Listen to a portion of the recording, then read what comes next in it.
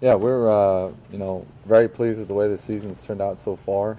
We had a big weekend in this last week with Western Washington and Simon Fraser, and those are the two teams that were picked above us in the GNEC preseason. So, I think we're able to kind of establish that the road to the conference championship goes through us, and we definitely want to make sure that we protect that title for right now, and have to pack for a long road trip with two extreme weathers in terms of going up the Fairbanks and then going down to Honolulu right after that. So long road trip, but we're very excited.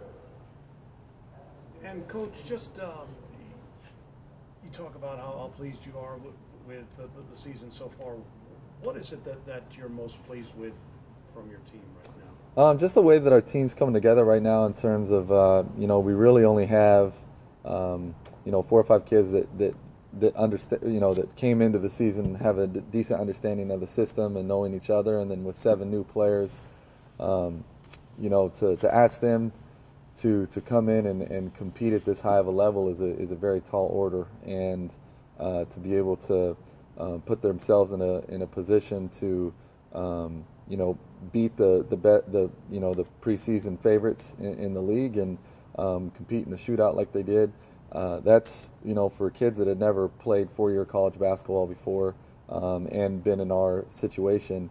It's a really tall task. So I'm just very proud of the ladies for how hard they've worked and how quickly they've bought in, and the extra time that they've put in to learn our system and work as hard as they have. I guess just looking at UAF, what are your expectations? UAF's very improved. They're an interesting matchup, and I think our league is unique that way just because I don't necessarily think the bottom half of the league is that much worse than the top half of the league, and I think UAF's right there in the middle right now. They competed really well with Simon Fraser and only lost by 2 points to them, and had a rough one against Western Washington. But I think at the end of the day, that's a very hard place to win, and Fairbanks is a unique place to play. I know that they dislike us a lot, so that's always a game that I think they have circled on their calendar, and one that we're going to have to come in real focused for. Alysha, just same question, your expectations for Fairbanks? Yeah, like what Coach said, they're a tough team. It's a tough place to win. The gym is different, and they always have a good crowd when we go there, so I'm excited, but I'm just hoping that we can pass this test of, we just had 2 good games against really high competition, and see if we can continue that on to this next conference game.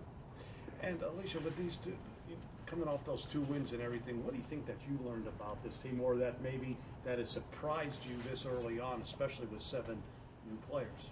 I think the biggest thing we learned about my team is just how we had a lot of growing to do and learning to do about our system, and the small steps that we could take in that week of practice that we had before the games, we really transferred that onto the floor, and I think that's such a great asset that we have people who are willing to listen and learn and buy right into the system like they did. So that was really awesome to see. But what's your role in that? Because you're a leader, you already know the systems, you know how this game's played. How do you help those girls along?